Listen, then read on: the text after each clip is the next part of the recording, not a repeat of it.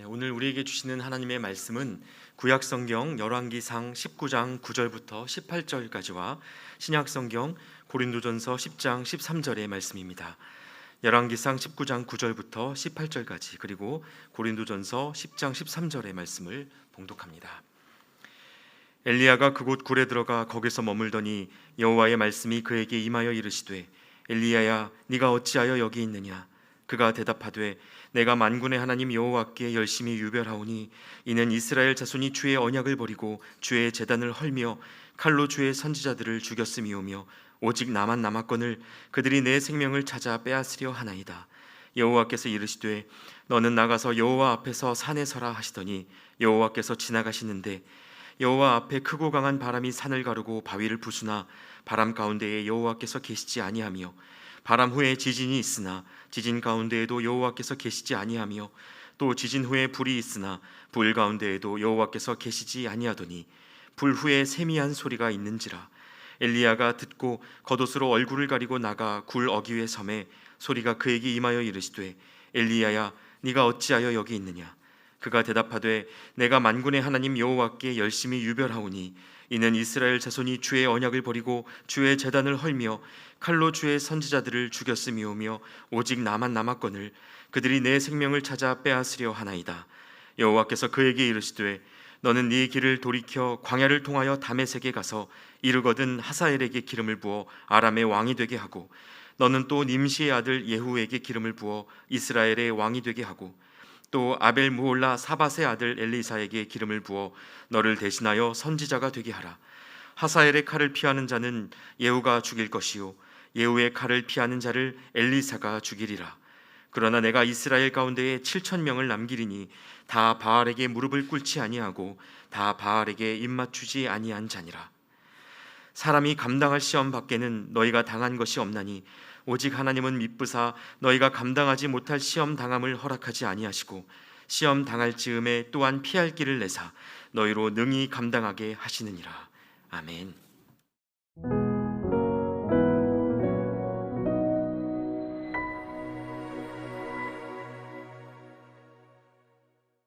우리 같이 인사하도록 하겠습니다. 여러분 사랑합니다. 사랑합니다. 사랑합니다. 우와! 이야! 그저 한 주간 어떻게 평안하셨는지 안부 여쭙고 싶습니다. 그저 여러분들의 마음 가운데 우리 주님 주시는 평강이 가득하시기를 빕니다. 삶이 어렵고 눈물 날 때가 많지만 우리 찬양대 찬양해 주셨던 것처럼 한숨 쉬는 날도 있고 그저 가슴 아픈 날도 있겠지만 우리 하나님 주시는 은혜로 한 주간 또 씩씩하게 잘 살아내셨으리라 그렇게 생각을 합니다. 이곳 하나님의 전 가버나움에서 여러분 마음에 그저 주님 주시는 평강이 가득하셔서 예배 후에 예배당 문 나설 때에는 좀 더 씩씩하게 세상 살아갈 수 있는 우리가 되기를 원합니다. 사랑하는 성도 여러분, 아무래도 힘든 일이 있으면 하나님 앞에서 억울해 하셔야 되겠습니다. 그것을 생명을 위한 미열이라고, 생명의 미열, 우리 이상문 목사님께서 잘 말씀해 주셨다 그런 생각을 합니다. 그래서 어떻게 하든 내가 하나님 앞에서 이 답답하고 억울한 심정을 토로하고 내어놓고 하나님께 답을 얻을 때까지 하나님 앞을 떠나지 않으리라, 그런 마음 갖고 세상 사는 것 참 중요하지 않을까 이런 생각을 합니다. 오늘 우리가 함께 봉독한 하나님의 말씀은 2주 전에 여러분과 함께 나눈 말씀이기도 합니다. 그때에는 엘리야에 집중해서 말씀을 바라봤다면 오늘은 하나님에 집중해서 하나님께서 우리들에게 주시는 위로가 어떤 특징이 있는 것일까? 지난주에 이병옥 목사님께서 이 어찌 된 일이냐, 성령 충만의 위로를 받은 사람들의 모습에 대해서 말씀해 주셨는데 오늘도 그 부분에 대해서 여러분들과 함께 좀 더 깊게 묵상해 보고자 합니다. 사랑하는 성도 여러분, 어떠세요? 여러분의 삶에 자유로움은 있으신지 한번 여쭙고 싶습니다. 어떻게 여러분의 주어진 시간, 여러분에게 주어진 물질, 여러분에게 주어진 건강을 잘 선용하고 계시는지 한번 여쭙고 싶습니다. 오늘 아침에 교회 예배당에 오시면서 하늘은 한번 바라보셨어요? 주변은 둘러보셨는지요? 우리는 과연 우리가 살아가는 삶을 누리듯 살아가고 있는 것일까? 한번 생각해 봅니다. 제독 철학자 가운데 한병철 교수라고 있습니다. 이분이 피로사회라는 책을 썼습니다. 그 책의 주요 골자를 조금만 말씀드리자면 이렇습니다. 아무래도 인간이 살아가는 이 세상은 계급 구도가 생길 수밖에 없다는 겁니다. 그래서 지배하는 계급과 지배당하는 계급이 있을 수밖에 없는데, 지배하는 계급은 지배당하는 사람들을 어떻게든 지배해서 많은 이윤을 얻으려고 하고, 또 지배당하는 사람들은 그런 세력과 힘에 의해서 늘 굴복당하며 착취당할 수밖에 없다, 이렇게 이야기를 합니다. 그런데 아주 독특하게도 현대에 이르러서는 지배하는 계급이나 지배당하는 계급이나 모두 다 착취당하고 있더라는 겁니다. 아무래도 사람의 욕심, 자기가 가지고 있는 생각, 거기에 함몰되고 매몰되다 보니까 우리는 어쩔 수 없이 자발적인 착취에 끌려다니듯 하는 인생이 되는 것은 아닐까, 이렇게 이야기를 한다는 겁니다. 그래서 오늘날의 우리들의 사회는 피로한 사회이다, 그래서 피로사회가 아닐까, 이렇게 주장하는 책입니다. 쉽게 말씀드리면 이런 겁니다. 왜 저 같은 월급쟁이들이야 달달이 월급이 들어오니까 그래도 쉴 때 쉬잖아요. 그런데 자영업 하시는 분들은 쉬기가 참 어렵습니다. 왜냐하면 그날의 수입을 포기해야 되고, 또 그날 지출은 지출대로 나가고, 그러다 보니까 야, 이게 돈이 얼만데, 이런 생각을 하니까 쉬지를 못하시는 거죠. 어떻게 여러분은 자발적 착취당하고 계시지는 않으신지, 여러분은 건강하게 잘 살고 계시는지 한번 여쭙고 싶습니다. 그저 물질이 많아서 건강해서 인간관계 좋아서 잘 산다, 그런 것보다 그저 나 자신이 이 세상을 살아가며 나에게 주어진 인생 여정을 누리고 살아가는가. 근데 사람이라는 존재는 자꾸만 욕심에 그렇게 종노릇할 때가 참 많은 것 같습니다. 제가 예전에 시골에서 목회를 하는데 한 명의 집사님이, 목사님, 밭에 이게 연세가 많으신 할머니셨어요. 밭에 고추를 심었는데 고추가 얼마나 잘 됐는지 그냥 고추밭에 고추가 무지하게 열렸는데 본인이 따다가 이 정도는 내가 먹을 만한큼 땄다 싶으셨대요. 근데 이건 뭐 가지고 갈 사람도 없고 하니까 목사님 마음대로 따가시라고. 아니 집사님, 진짜로 제가 다 따가도 됩니까? 다 따가시라고. 제 눈이 뒤집어졌습니다. 고추밭에 가보니까 고추가 얼마나 많이 있는지 고추 자루를 놓고 한 자루 두 자루 밤이 맞도록 고추를 땄거든요. 이게 돈이 얼만데, 이런 생각이 드니까 막 정신없이 눈에 불을 켜고 고추를 땄습니다. 제가 돈 많이 벌었을까요? 그 다음 날부터 앓기 시작했습니다. 5만 군데 사방이 다 아프더라고요. 몸살까지 났습니다. 병원 다니고 물리치료 받고, 아이고 이러다가 병원비로 약값으로 더 들어가겠네, 그 생각을 했거든요. 이게 사람이라는 존재는 자기가 가지고 있는 욕심에 매여 있을 때가 참 많다, 경도될 때가 많다, 이런 생각을 합니다. 어떠세요 여러분? 그 중국집 가셔서 자장면 탕수육 시킬 때 가족이 같이 가면 의뢰 하나 더 시키는 거 있잖아요. 요리 하나 더 시켜야지 대부분 탕수육 시키잖아요. 그러면 탕수육에 부먹 파세요? 찍먹 파세요? 이건 뭐 어렵게 생각하실 필요가 없는데, 부먹이라는 건 탕수육 튀긴 고기에 소스를 부어서 잡수시느냐, 찍먹이라는 건 탕수육 고기를 그냥 소스 그릇에다가 찍어서 잡수시느냐, 그 차이거든요. 여러분 어느 파세요? 부먹이요. 또 찍먹 있으신 분도 계실 텐데, 이거 사실 사소한 문제인데 이걸로 싸움을 벌이면 참 내가 가진 게 옳다, 이렇게 먹어야 맛을 아는 거지 그렇게 먹어서는 싸우구려 입맛이야, 서로 간에 싸울 때가 있거든요. 사실 이 사소한 문제로 전쟁을 일으킨 나라들도 많습니다. 역사적으로 보면 먹는 것 가지고 전쟁이 일어나고요, 축구 경기 하다가도 전쟁이 일어나고요, 그런 일들이 비일비재할 때가 많거든요. 몇 해 전에 다른 학교의 선배 교수님과 함께 좀 얘기를 나누다가 이분이 막 신경질이 났어요. 왜 그렇게 화가 나셨느냐 그랬더니, 자기 딸이 있는데 딸이 사윗감 될 사람이라고, 남편 될 사람이라고 데리고 왔대요. 그래서 일종의 면접처럼 본인이 그럼 우리 같이 밥이나 먹자 이래가지고 이제 밥을 먹기 시작을 하는데, 좀 이름 있는 비빔밥 집에 갔대요. 돌솥이 나오고 밥이 나오고 또 여러 찬이 나오고 또 나물들도 나왔는데, 이분은 또 밥 위에다가 여러 가지 나물도 넣고 참기름 넣고 고추장 넣고 쓱쓱 비벼가지고 먹는데, 앞에 있는 사윗감 될 사람이 그냥 밥만 먹고 앞에 있는 나물들을 그냥 젓가락으로 먹고 있더랍니다.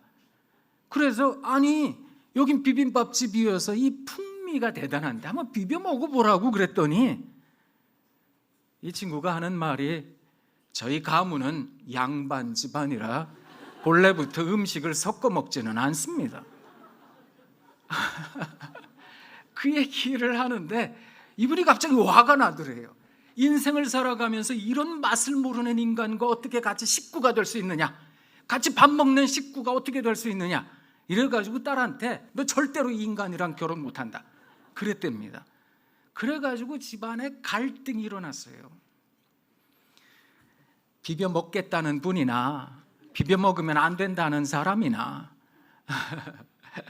사람이 가지고 있는 자기의 생각, 자기의 입장, 자기의 처지, 어쩌면 우리가 거기에 매인 듯 살아가는 인생은 아닐까. 사랑하는 성도 여러분, 엘리야라는 사람이 대승을 거뒀잖아요. 갈멜산에서 이방 신상에게는 어떤 일도 일어나지 않았는데 세상에 우리 하나님께서 큰 불을 내리셔서 큰 승리를 이뤄낸 겁니다. 그리고 이방 신상을 섬겼던 선지자들을 처단했습니다.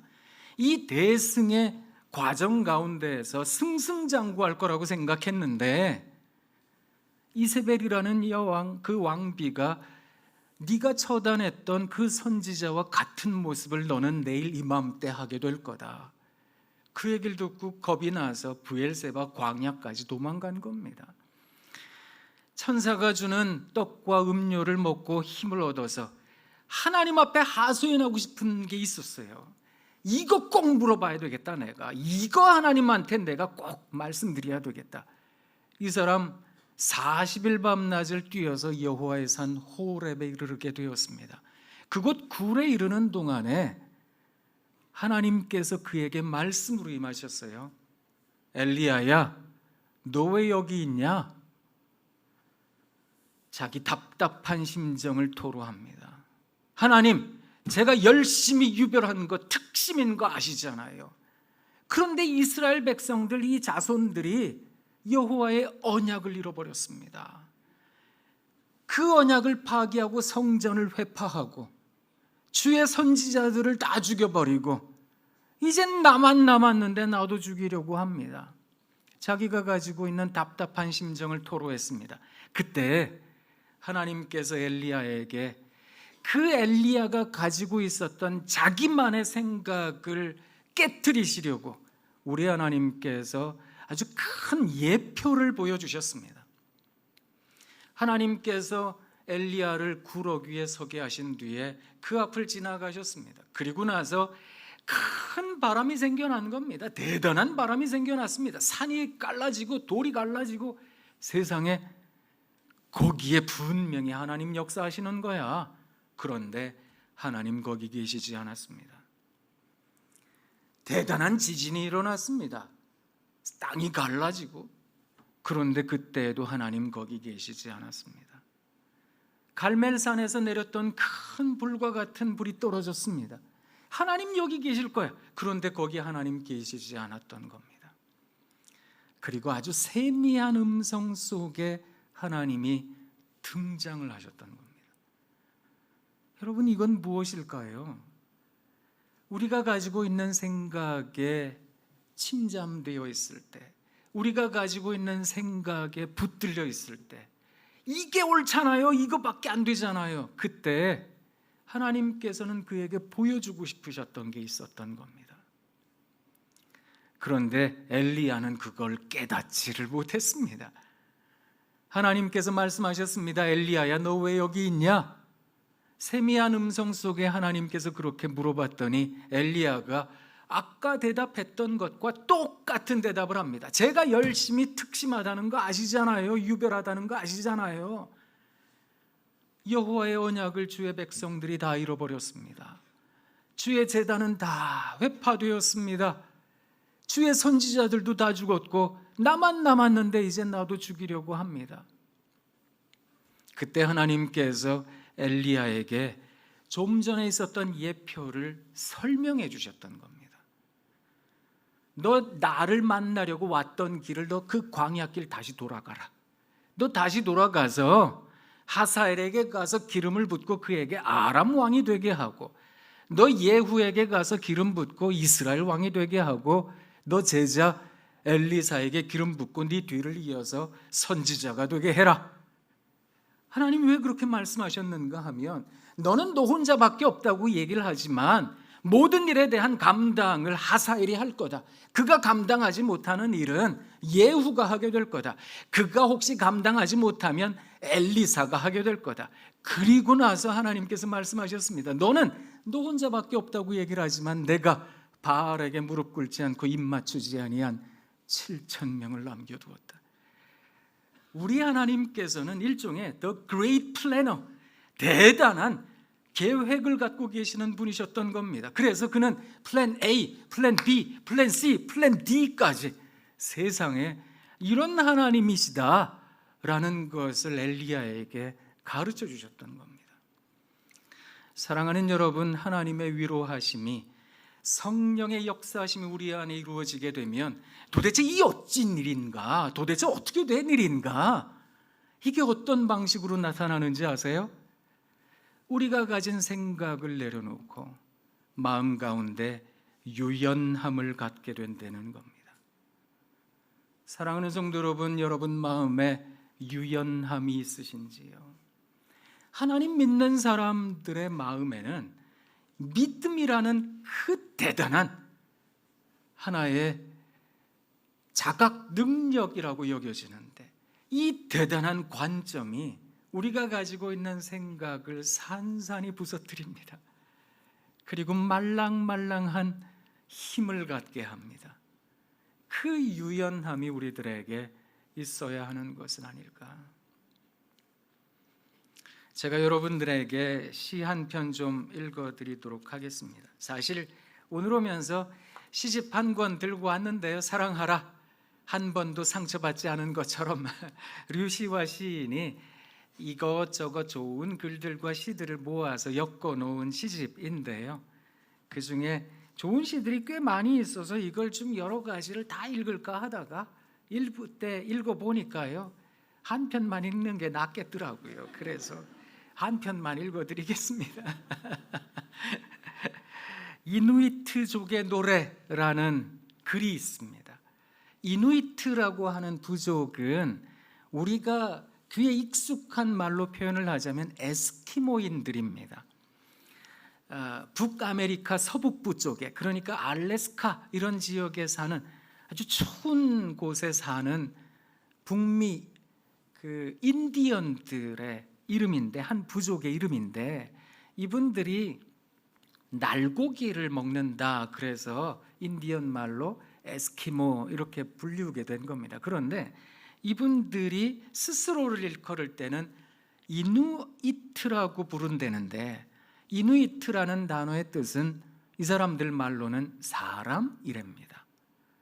근데 이 부족에는 훌륭한이라는 단어가 없대요. 그래서 훌륭한 사람, 훌륭한 남자, 훌륭한 여자, 이런 훌륭한이라는 게 없대요. 모두 다 훌륭하기 때문에. 그래서 훌륭한이라는 단어가 없대는데요. 근데 이분들이 자조적인 노래를 부릅니다. 그래서 스스로를 늘 일깨우고자 하는 노래라는데, 들어보세요. 새벽이 밝아오고 태양이 하늘의 지붕 위로 올라올 때면 내 가슴은 기쁨으로 가득 찹니다. 겨울의 인생은 경이로 가득 차 있었습니다. 그러나 겨울이 내게 행복을 가져다 주었습니까? 아니요. 나는 신발과 바닥창에 쓸 가죽을 구하느라 늘 노심초사했습니다. 어쩌다 우리 모두가 사용할 만큼 가죽이 넉넉하다 해도 그렇습니다. 나는 늘 걱정을 안고 살았습니다. 여름의 인생은 경이로 가득 차 있었습니다.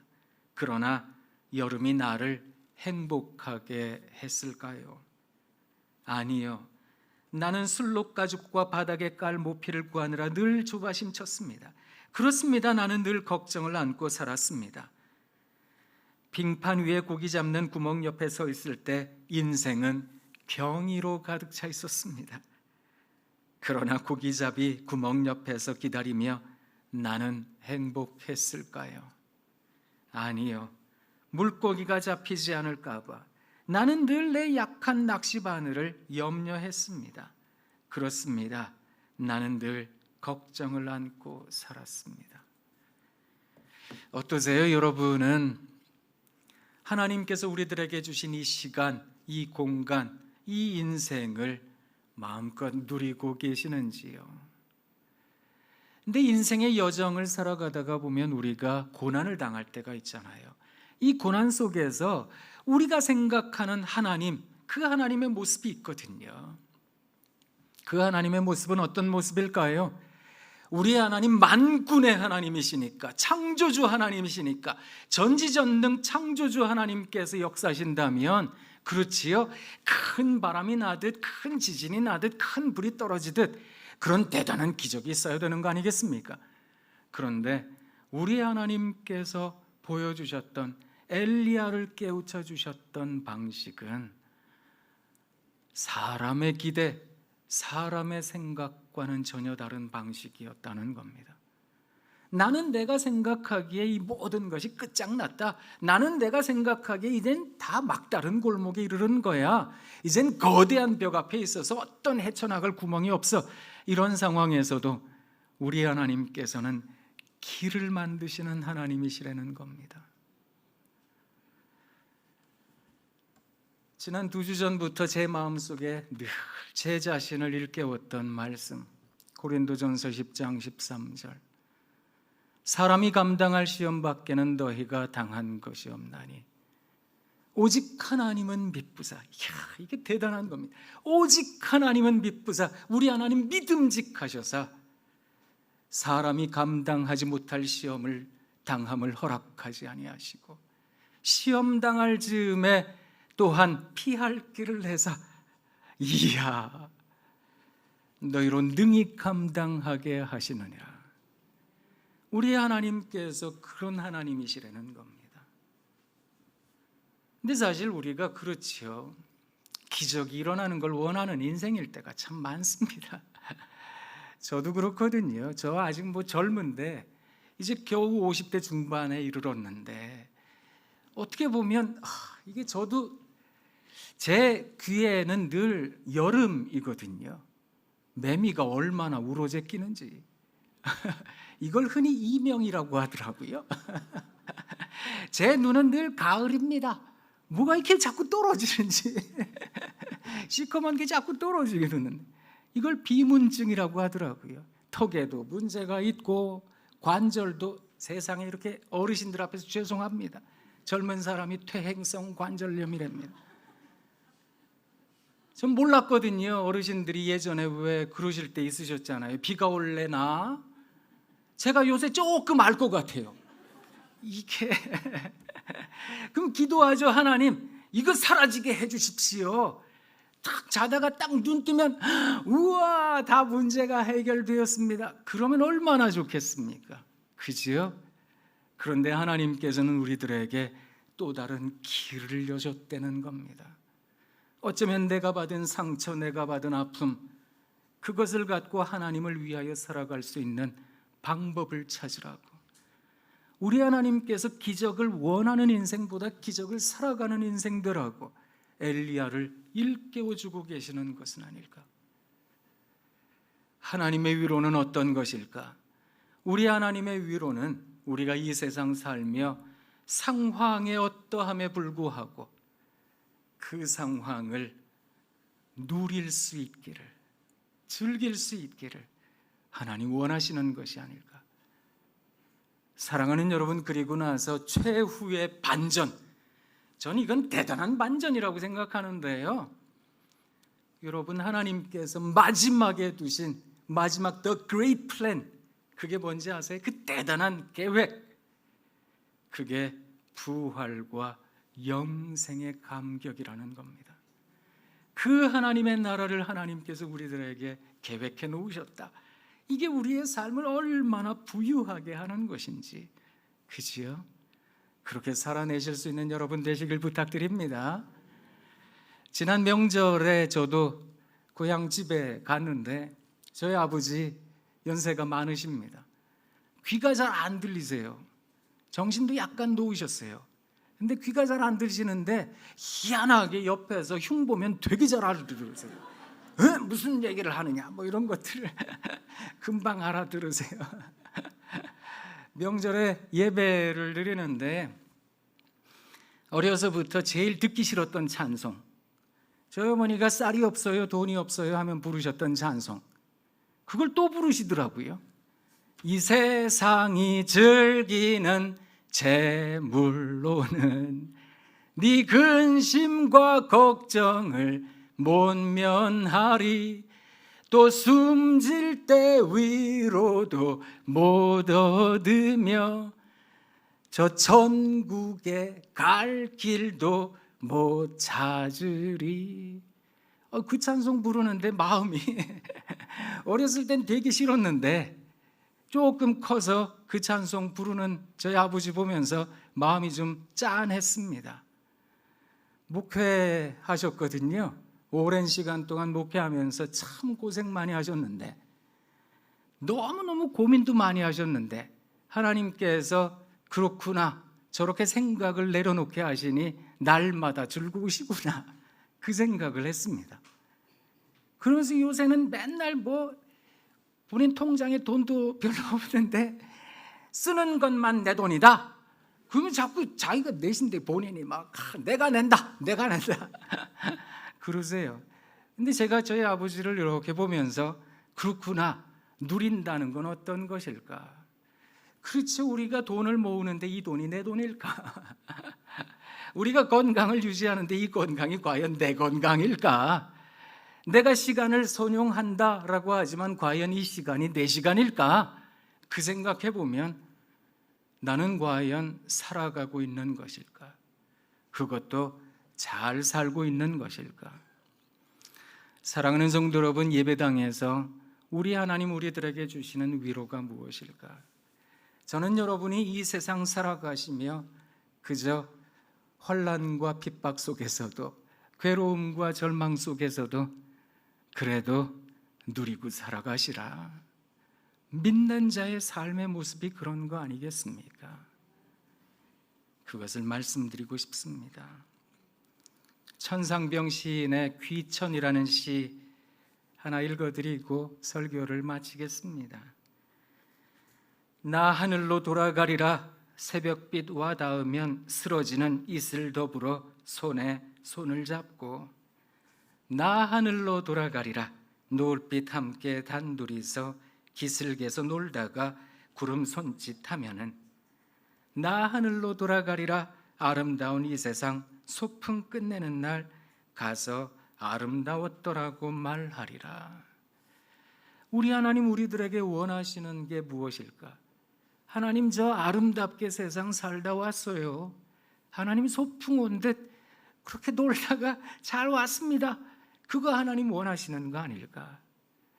성령이 우리에게 임하면 사랑하는 성도 여러분, 생명의 미열처럼 하나님 앞에 하소연하며 하나님 하나님 불렀던 그 마음에 우리 하나님 평강도 해주실 줄 믿습니다. 그래서 이야 이게 도대체 어찌 된 일이냐 그 고백으로 살아가게 될 거라 믿습니다. 하나님, 예배당에 와서 하나님 하고 하나님 이름 한번 불러보면 우리 마음에 평강 그득하게 하옵소서. 세상 살면서 이렇게 살아야지, 이렇게 해야지, 이게 최고지 그렇게 생각했던 것들도 한번 다 내려놓고 과연 잘 살고 있는 것일까? 하나님 원하시는 인생 살아가고 있는 것일까?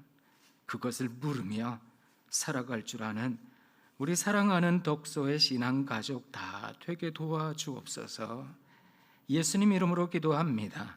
아멘.